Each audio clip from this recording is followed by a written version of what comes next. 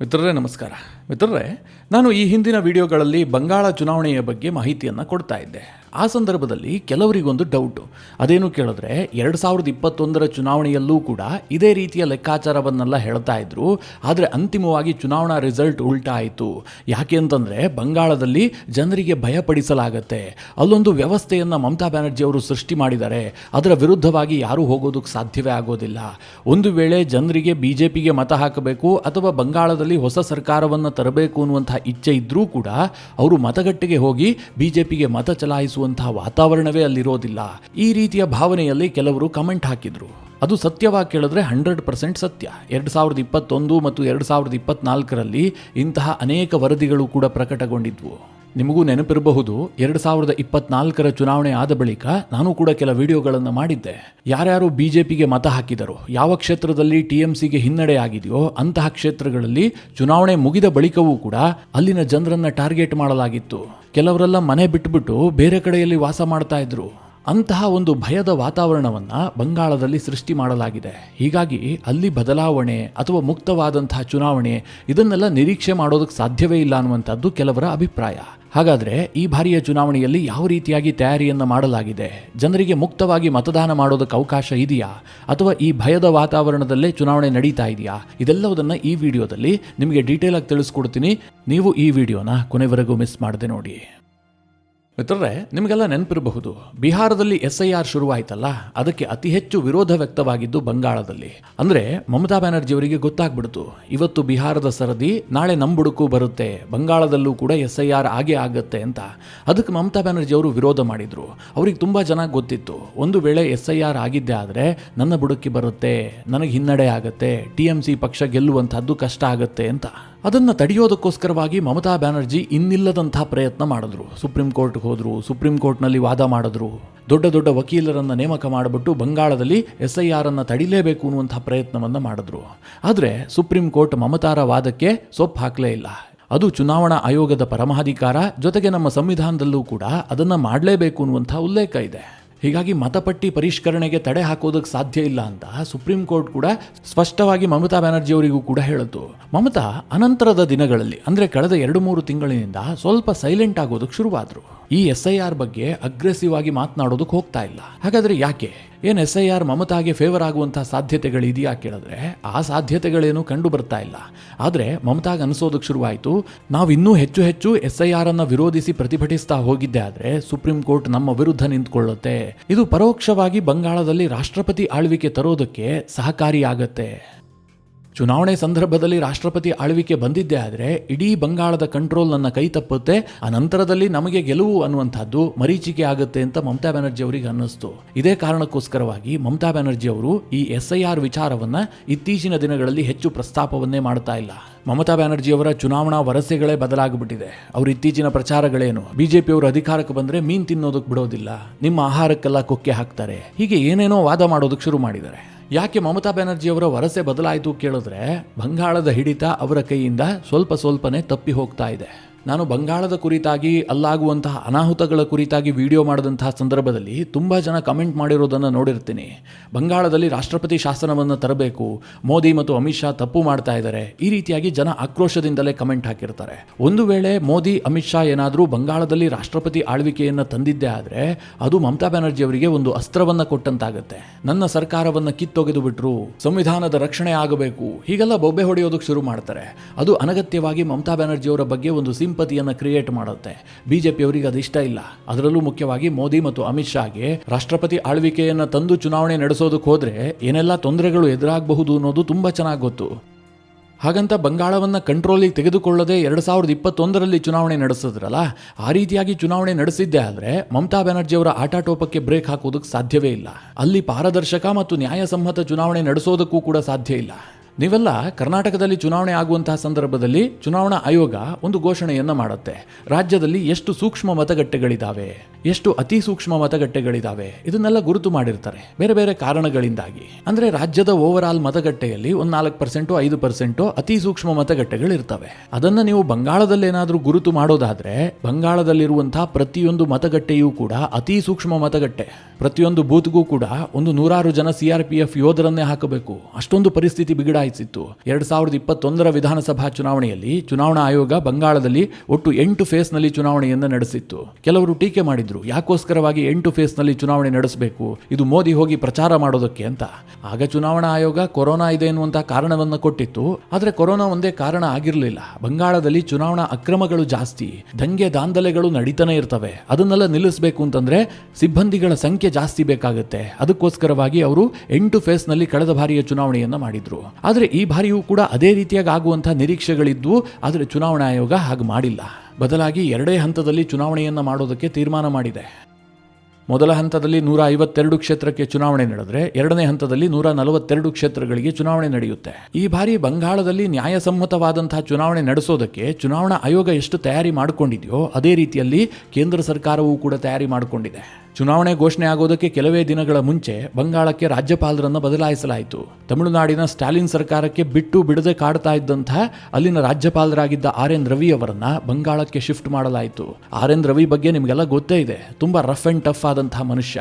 ಇದರ ಜೊತೆಗೆ ಚುನಾವಣಾ ಆಯೋಗವೂ ಕೂಡ ಇಡೀ ಬಂಗಾಳವನ್ನು ತನ್ನ ಕಂಟ್ರೋಲ್ಗೆ ತೆಗೆದುಕೊಂಡಿದೆ. ಬಂಗಾಳ ಕಂಟ್ರೋಲಿಗೆ ತೆಗೆದುಕೊಳ್ಳೋದು ಅಂತಂದ್ರೆ ಅವರೇನು ಲಾ ಅಂಡ್ ಆರ್ಡರ್ ಮೇಂಟೈನ್ ಮಾಡ್ತಾ ಇದ್ದಾರೆ ಅಂತಲ್ಲ, ಅಲ್ಲಿನ ಅಧಿಕಾರಿ ವರ್ಗವನ್ನು ಹಿಡಿತಕ್ಕೆ ಪಡೆದಿದೆ.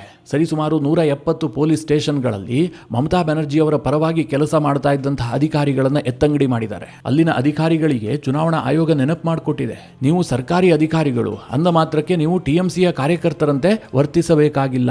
ಇದನ್ನ ಅಲ್ಲಿನ ಅಧಿಕಾರಿಗಳಿಗೆ ಬಹಳ ಸೂಕ್ಷ್ಮವಾಗಿ ಹೇಳಲಾಗಿದೆ. ಚುನಾವಣಾ ಆಯೋಗ ಯದ್ವಾ ತದ್ವಾ ಟ್ರಾನ್ಸ್ಫರ್ ಮಾಡಿಬಿಟ್ಟಿದೆ. ಎಲ್ಲ ಆಯಕಟ್ಟಿನ ಜಾಗಗಳಲ್ಲಿ ಮಮತಾ ಬ್ಯಾನರ್ಜಿ ಅವರು ಚುನಾವಣೆ ಸಂದರ್ಭದಲ್ಲಿ ತನಗೆ ಬೇಕಾದವರನ್ನ ನೇಮಕ ಮಾಡಿ ಇಟ್ಕೊಂಡಿದ್ರಲ್ಲ, ಅದನ್ನೆಲ್ಲ ಉಲ್ಟಾಪಲ್ಟಾ ಮಾಡಾಗಿದೆ.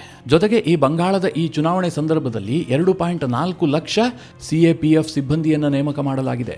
CAPF ಅಂತಂದ್ರೆ ಸೆಂಟ್ರಲ್ ಆರ್ಮ್ಡ್ ಪೊಲೀಸ್ ಫೋರ್ಸ್. ಇವ್ರು ಯಾರು ಕೂಡ ಲಾಠಿಯನ್ನ ಹಿಡಿದು ನಿಂತಿರುವಂತವರಲ್ಲ, ಕೈಯಲ್ಲಿ ಗನ್ ಹಿಡ್ಕೊಂಡು ನಿಂತಂತವ್ರೆ. ಅಂದ್ರೆ ಬಂಗಾಳದ ಗಲ್ಲಿ ಗಲ್ಲಿಯಲ್ಲೂ ಕೂಡ CAPF ಸಿಬ್ಬಂದಿಗಳಿದ್ದಾರೆ. ಯಾವುದೇ ರೀತಿಯಲ್ಲೂ ಚುನಾವಣಾ ಅಕ್ರಮಗಳು ನಡೀಬಾರದು, ಯಾರ ಧಮಕಿಯೂ ಕೂಡ ನಡೀಬಾರದು. ಜನ ಮುಕ್ತವಾಗಿ ಮತಗಟ್ಟೆಗೆ ಬಂದು ಮತದಾನ ಮಾಡಬೇಕು. ಅಂತಹ ವಾತಾವರಣವನ್ನು ಸೃಷ್ಟಿ ಮಾಡೋದಕ್ಕೋಸ್ಕರವಾಗಿ ಈ ರೀತಿಯ ಕ್ರಮಗಳನ್ನು ಕೈಗೊಳ್ಳಲಾಗಿದೆ. ಇದರ ಜೊತೆಗೆ ಚುನಾವಣಾ ಆಯೋಗದ ಇನ್ನೊಂದು ದೊಡ್ಡ ಮಾಸ್ಟರ್ ಸ್ಟ್ರೋಕ್ ಏನು ಕೇಳಿದ್ರೆ, ದೊಡ್ಡ ದೊಡ್ಡ ಕಮ್ಯುನಿಟಿ ವಾಸ ಮಾಡುವಂತಹ ಜಾಗದಲ್ಲಿ ಅಲ್ಲೇ ಮತಗಟ್ಟೆಯನ್ನ ತೆರೆಯಲಾಗಿದೆ. ಅಂದ್ರೆ ಜನ ಹೆಚ್ಚು ದೂರ ಹೋಗಿ ಮತದಾನ ಮಾಡುವಂತಹ ಪ್ರಮೇಯ ಬರಬಾರದು, ಅವರೆಲ್ಲಿದ್ದಾರೋ ಅಲ್ಲೇ ಮತ ಹಾಕಬೇಕು. ಆಗ ಜನರನ್ನ ಯಾರೋ ಬೆದರಿಸೋದಾಗ್ಲಿ ಹೆದರಿಸೋದಾಗ್ಲಿ ಇದೆಲ್ಲದಕ್ಕೂ ಕಡಿವಾಣ ಬೀಳುತ್ತೆ ಎನ್ನುವಂಥದ್ದು ಇದರ ಮುಖ್ಯ ಉದ್ದೇಶ. ಜೊತೆಗೆ ಪ್ರತಿ ಬೂತ್ನಲ್ಲೂ ಕೂಡ 360 ಡಿಗ್ರಿ CCTVಗಳನ್ನು ಅಳವಡಿಸಲಾಗಿದೆ. ಪ್ರತಿಯೊಂದು EVM ಬುಡದಲ್ಲೂ ಕೂಡ ಸೆನ್ಸಾರ್ ಅನ್ನು ಅಳವಡಿಸಲಾಗಿರುತ್ತೆ. ಅಲ್ಲೇನಾದರೂ ಓರ್ವ ವ್ಯಕ್ತಿಗಿಂತ ಜಾಸ್ತಿ ಜನ ಹೋಗಿದ್ದೆ ಆದರೆ ಅದು ಸೆನ್ಸಾರ್ ಸೌಂಡ್ ಮಾಡುತ್ತೆ, ಆ ವಿಚಾರ ರೆಕಾರ್ಡ್ ಆಗುತ್ತೆ. ಯಾವುದಾದ್ರೂ ಮತಗಟ್ಟೆಯಲ್ಲಿ ಅಕ್ರಮ ನಡೆದಿದ್ದೆ ಆದರೆ ಪುನಃ ಚುನಾವಣೆ ಮಾಡೋದಕ್ಕೂ ಕೂಡ ತೀರ್ಮಾನ ಮಾಡಲಾಗಿದೆ. ಅಂದ್ರೆ ಆ ಇಡೀ ಬೂತ್ನಲ್ಲಿ ಪುನಃ ವೋಟಿಂಗ್ ಆಗುತ್ತೆ.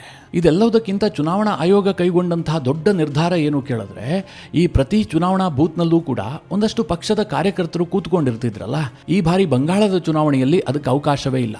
ಪಕ್ಷದ ಪರವಾಗಿ ಕೆಲಸ ಮಾಡುವಂತಹ ಏಜೆಂಟ್ಸ್ಗಳನ್ನು ಬ್ಯಾನ್ ಮಾಡಲಾಗಿದೆ. ಇದು BJPಗೂ ಅನ್ವಯಿಸುತ್ತೆ, TMCಗೂ ಅನ್ವಯಿಸುತ್ತೆ. ಯಾವುದೇ ಪಕ್ಷದ ಕಾರ್ಯಕರ್ತರು ಚುನಾವಣಾ ಬೂತ್ ಬಳಿಯಲ್ಲಿ ಇರುವಂತಿಲ್ಲ.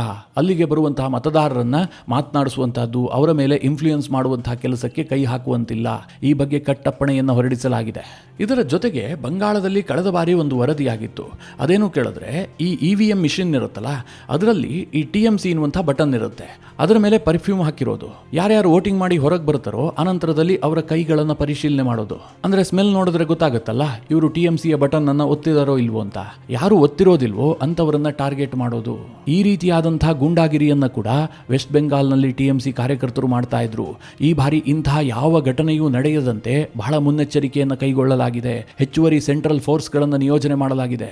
ಅಂತಹ ವರದಿಗಳಾಗಿದ್ದೆ ಆದರೆ ತಕ್ಷಣ ಚುನಾವಣೆ ರದ್ದು, ಪುನಃ ಆ ಬೂತ್ನಲ್ಲಿ ಮತದಾನ ಮಾಡಬೇಕು. ಆ ರೀತಿಯಾಗಿ ಕ್ರಮಗಳನ್ನು ಕೈಗೊಳ್ಳಲಾಗಿದೆ.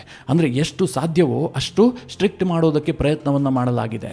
ಇದೆಲ್ಲ ಚುನಾವಣಾ ಆಯೋಗ ಮಾಡಿಕೊಂಡಂತಹ ಕ್ರಮಗಳಾದ್ರೆ BJPಯೂ ಕೂಡ ಈ ಬಾರಿ ಹೆಚ್ಚು ಮುತುವರ್ಜಿಯನ್ನು ವಹಿಸಿದೆ. ಅಂದ್ರೆ ಚುನಾವಣಾ ಅಕ್ರಮಗಳನ್ನು ತಡೆದಿದ್ದೆ ಆದ್ರೆ ನಮಗೆ ಲಾಭ ಆಗುತ್ತೆ.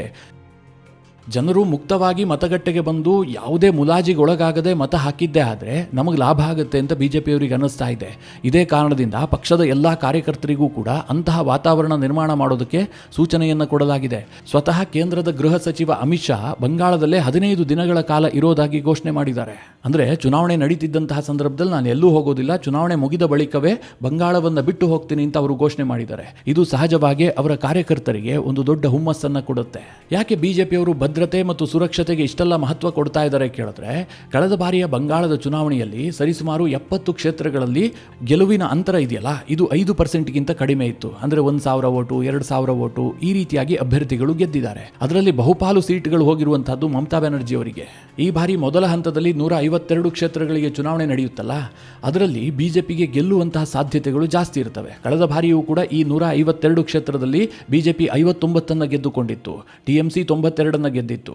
ಯಾಕೆ ಈ ಬಾರಿ ಬಿಜೆಪಿ ಮೊದಲ ಹಂತವನ್ನು ಹೆಚ್ಚು ಕಾನ್ಸಂಟ್ರೇಟ್ ಮಾಡ್ತಾ ಇದೆ ಅಂತಂದ್ರೆ, ಇದು ಹಿಂದೂಗಳು ಜಾಸ್ತಿ ಇರುವಂತಹ ಕ್ಷೇತ್ರಗಳು.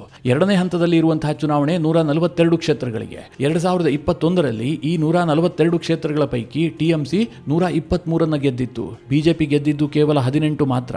ಈ ಕಡಿಮೆ ಅಂತರದಲ್ಲಿ ಗೆದ್ದಂತಹ ಸೀಟ್ಗಳಿಗೆ ಹೆಚ್ಚು ಫೋಕಸ್ ಮಾಡಿದ್ದೇ ಆದರೆ ನಾವು ಈ ಬಾರಿ ಹೆಚ್ಚು ಸೀಟ್ಗಳನ್ನು ಗೆಲ್ಲಬಹುದು ಅಂತ ಬಿಜೆಪಿ ಅರ್ಥ ಮಾಡಿಕೊಂಡಿದೆ. ಅದಾಗಬೇಕು ಅಂತಂದರೆ ಜನ ಮುಕ್ತವಾಗಿ ಬಂದು ಚುನಾವಣೆಯಲ್ಲಿ ಭಾಗಿಯಾಗಬೇಕು. ಯಾರ್ಯಾರು ಬಿಜೆಪಿಗೆ ವೋಟ್ ಹಾಕೋದಕ್ಕೆ ಬಯಸ್ತಾರೋ ಅವರು ಮತಗಟ್ಟೆಗೆ ಬರುವಂತಹ ವಾತಾವರಣ ಸೃಷ್ಟಿಯಾಗಬೇಕು. ಅಂತಿಮ ಕ್ಷಣಗಳಲ್ಲಿ ಮತದಾರರ ಮೇಲೆ ಯಾವುದೇ ಬೆದರಿಕೆಗಳು, ದಬ್ಬಾಳಿಕೆ, ದೌರ್ಜನ್ಯ ಇದಾಗದೇ ಇದ್ದರೆ ನಮಗೆ ಲಾಭ ಆಗುತ್ತೆ ಅಂತ ಬಿಜೆಪಿಯವರಿಗೆ ಅನಿಸಿದೆ. ಈ ಕಾರಣದಿಂದ ಈ ಬಗ್ಗೆ ಸಾಕಷ್ಟು ಪ್ರಯತ್ನವನ್ನು ಕೂಡ ಮಾಡ್ತಾ ಇದ್ದಾರೆ. ಮಿತ್ರರೇ, ಬಂಗಾಳದಲ್ಲಿ ಯಾವುದೂ ಕೂಡ ಅಷ್ಟು ಸುಲಭ ಇಲ್ಲವೇ ಇಲ್ಲ. ಮಮತಾ ಬ್ಯಾನರ್ಜಿ ಅವರು ಕಳೆದ 15 ವರ್ಷದಲ್ಲಿ ತನ್ನದೇ ಆದಂತಹ ಒಂದು ಇಕೋಸಿಸ್ಟಮ್ ಅನ್ನು ರೆಡಿ ಮಾಡಿಕೊಂಡಿದ್ದಾರೆ. ನನಗೆ ದೆಹಲಿಯ ಒಬ್ಬ ಪತ್ರಕರ್ತರು ಹೇಳಿದರು, ಬಂಗಾಳದಲ್ಲಿ ಬಿಜೆಪಿ ಅಧಿಕಾರಕ್ಕೆ ಬರುವಂತಹದ್ದು ಎಷ್ಟು ಕಷ್ಟ ಇದೆಯೋ, ಅಧಿಕಾರಕ್ಕೆ ಬಂದ ಬಳಿಕ ಆ ಇಡೀ ವ್ಯವಸ್ಥೆಯನ್ನು ತನ್ನ ಕಂಟ್ರೋಲ್ಗೆ ತೆಗೆದುಕೊಳ್ಳುವಂತಹದ್ದು ಅದಕ್ಕಿಂತ ಹೆಚ್ಚು ಕಷ್ಟ ಇದೆ ಅಂತ. ಮಮತಾ ಬ್ಯಾನರ್ಜಿ ಅವರು ಟಾಪ್ ಟು ಬಾಟಮ್ ತನ್ನ ಕಾರ್ಯಕರ್ತರನ್ನೇ ನೇಮಕ ಮಾಡಿಟ್ಕೊಂಡಿದ್ದಾರೆ. ಪ್ರತಿಯೊಂದು ಸರ್ಕಾರಿ ಹುದ್ದೆಯಲ್ಲೂ ಕೂಡ ಟಿಎಂಸಿಯ ಕಾರ್ಯಕರ್ತರೇ ಇದ್ದಾರೆ. ಒಂದು ಕಾಲದಲ್ಲಿ ಕರ್ನಾಟಕದಲ್ಲಿ ಜೆಡಿಎಸ್ಗೆ ಅಂತಹ ಹೋಲ್ಡ್ ಇತ್ತು. ಜೆಡಿಎಸ್ ಅಧಿಕಾರದಲ್ಲಿದ್ದಂತಹ ಸಂದರ್ಭದಲ್ಲಿ ತುಂಬಾ ನೇಮಕಾತಿಗಳಾಗಿದ್ವು. ಅವರು ಜೆಡಿಎಸ್ ಪಕ್ಷಕ್ಕೆ ಸಾಕಷ್ಟು ನಿಷ್ಠೆಯನ್ನ ಹೊಂದಿದ್ರು. ಹೀಗಾಗಿ ಯಾರೇ ಅಧಿಕಾರಕ್ಕೆ ಬಂದರೂ ಕೂಡ ಸರ್ಕಾರದ ಗೌಪ್ಯ ಮಾಹಿತಿಗಳು ದೇವೇಗೌಡರ ಮನೆಯನ್ನ ತಲುಪಿಯೇ ತಲುಪ್ತಾ ಇತ್ತು. ಇಂಪಾರ್ಟೆಂಟ್ ದಾಖಲೆಗಳನ್ನ ದೇವೇಗೌಡರು ಮತ್ತು ಕುಮಾರಸ್ವಾಮಿ ಅವರು ಈಸಿಯಾಗಿ ಕಲೆಕ್ಟ್ ಮಾಡಿಬಿಡ್ತಾ ಇದ್ರು. ಕರ್ನಾಟಕದಲ್ಲಾದ್ರೆ ಸ್ವಲ್ಪ ಸೀಮಿತ ಪ್ರಮಾಣದಲ್ಲಿತ್ತು, ಬಂಗಾಳದಲ್ಲಿ ಇದು ವಿಪರೀತ ಪ್ರಮಾಣದಲ್ಲಿದೆ. Mamata Banerjee A to Z ತನ್ನ ಕಂಟ್ರೋಲ್ನಲ್ಲೇ ಇಟ್ಟುಕೊಂಡಿದ್ದಾರೆ. ಸದ್ಯ ಆ ಇಡೀ ವ್ಯವಸ್ಥೆಯನ್ನ ಬ್ರೇಕ್ ಮಾಡಿ ಒಂದು ಮುಕ್ತವಾದಂತಹ ಚುನಾವಣೆಯನ್ನ ನಡೆಸೋದಕ್ಕೆ ಚುನಾವಣಾ ಆಯೋಗವೂ ಕೂಡ ಈ ಬಾರಿ ಸಾಕಷ್ಟು ಪ್ರಯತ್ನ ಮಾಡ್ತಾ ಇದೆ. ಕೋರ್ಟ್ನ ತೀರ್ಪುಗಳು ಕೂಡ ಚುನಾವಣಾ ಆಯೋಗಕ್ಕೆ ಶಕ್ತಿಯನ್ನ ಕೊಟ್ಟಿದೆ. ಅಂತಿಮವಾಗಿ ಏನಾಗುತ್ತೆ ಅಂತ ಕಾದು ನೋಡಬೇಕಷ್ಟೇ. ಚುನಾವಣೆ ಆದ ಬಳಿಕವೇ ಎಷ್ಟು ನ್ಯಾಯಸಮ್ಮತವಾಗಿ ಚುನಾವಣೆ ನಡೆದಿದೆ ಅನ್ನುವಂಥದ್ದು ಗೊತ್ತಾಗುತ್ತೆ. ಮಿತ್ರರೇ, ಈ ಎಲ್ಲ ವಿಚಾರಗಳ ಕುರಿತಾಗಿ ನಿಮ್ಮ ಅನಿಸಿಕೆ, ಅಭಿಪ್ರಾಯಗಳೇನು? ಕಮೆಂಟ್ ಮಾಡುವ ಮೂಲಕ ನಮಗೆ ತಿಳಿಸಿ. ಹಾಗೆ ನಿಮಗೆ ಈ ವಿಡಿಯೋ ಇಷ್ಟವಾದರೆ ಲೈಕ್ ಮಾಡಿ. ಜೊತೆಗೆ ನೀವಿನ್ನೂ ನಿಮ್ಮ ನೆಚ್ಚಿನ ಸಂಸ್ಕಾರ ಸೌರಭ ಯೂಟ್ಯೂಬ್ ಚಾನಲ್ನ ಸಬ್ಸ್ಕ್ರೈಬ್ ಮಾಡಿಲ್ಲ ಅಂತಾದರೆ ಈ ಕೂಡಲೇ ಸಬ್ಸ್ಕ್ರೈಬ್ ಮಾಡಿ. ಮುಂದಿನ ಎಲ್ಲ ಅಪ್ಡೇಟ್ಗಳ ನೋಟಿಫಿಕೇಷನ್ಗಾಗಿ ಬೆಲ್ ಐಕಾನ್ ಒತ್ತಿ.